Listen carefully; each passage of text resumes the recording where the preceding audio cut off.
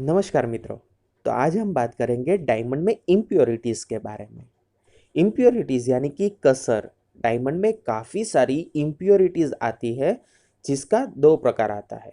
First है उसे हम नास कहते हैं और दूसरा जो आता है उसे हम जीरम कहते हैं। अभी ये नास क्या है और जीरम क्या है उसके बारे में हम डीपली नॉलेज लेंगे, लेकिन अभी मैं आपको बता दूं ये नास क्या है और जीरम क्या है। नास है उसमें काफ़ी डिफरेंट टाइप्स के प्रकार आते हैं। उसके भीतर सब हम कह सकते हैं कंटेंट आते हैं। तो सबसे पहले आता है वो पिन पॉइंट नास आता है।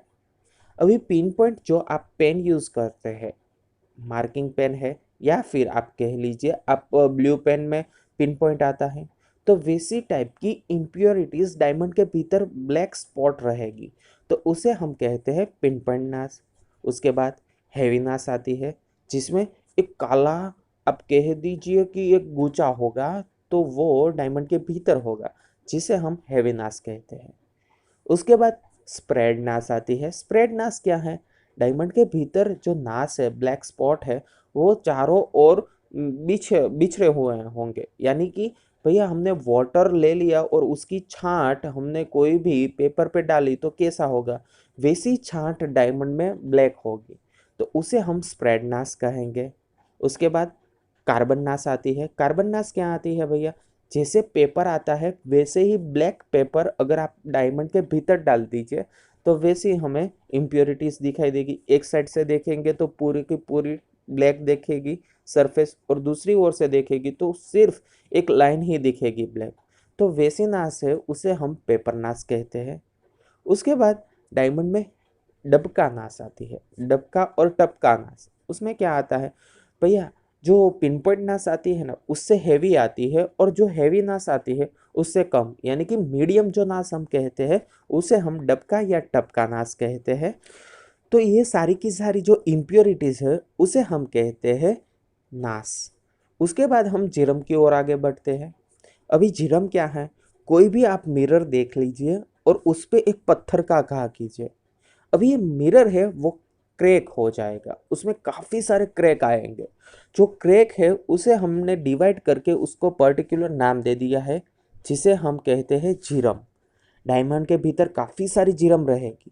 वो जीरम है अगर आपने डायमंड मैन्युफैक्चरिंग में रखवा दी तो क्या होगा? डायमंड है वो फट जाएगा, प्रॉपर मैन्युफैक्चरिंग नहीं होगा। अगर वो क्यूलेट यानी कि टिक में आया तो वो क्यूलेट है वो डिस्ट्रॉय हो जाएगा। उसके बाद वो जीरम है वो अगर मान लीजिए कि गर्डल यानी कि धार में आई तो धार भी टूट सकती है। तो वैसे वो जीरम है उसको हमें रिमूव करना है। उसमें आता है रेसा जीरम, जो रेसा टाइप की आती है। उसके बाद उसमें आती है हेयर जीरम। हेयर यानी कि अपने जो हेयर बाल होते हैं, तो वैसे टाइप की जीरम रहती है डायमंड के भीतर, उसे हम हेयर जीरम कहते हैं। उसके बाद पंखा नास आती है। उसके बाद पंखा जीरम आती है। पंखा जीरम क्या है कि भैया आपने पंखा जैसे देखा वैसा ही उसमें डायमंड में भीतर वैसे जीरम रहेगी, क्रैक रहेगा, उसे हम पंखा जीरम कहते हैं। घिसी जीरम आती है, वो सरफेस पे आती है। घिसी जीरम यानी कि क्या आती है? डायमंड के जो सरफेस है उसमें आपने कोई करवट से उसको काट दिया तो थोड़ा सा सरफेस पे जो रहेगा उसे हम घिसी जीरम कहते हैं।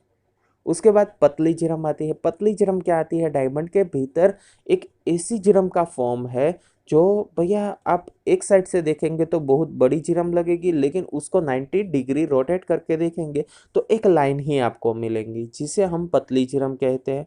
उसके बाद फाटेली जिरम रहती है। फाटेली जिरम यानी कि जो क्रैश डायमंड हम कहते हैं कि क्रैक वाइज और क्रैश हुआ होता है डायमंड, उसे हम फाटेली जिरम कहते हैं। तो भैया ये प्रकार हो गए डायमंड में जिरम के बारे में। तो आज हमने नॉलेज लिया डायमंड में जो नास आती है वो कैसी आती है और जिरम आती है वो कैसी आती है।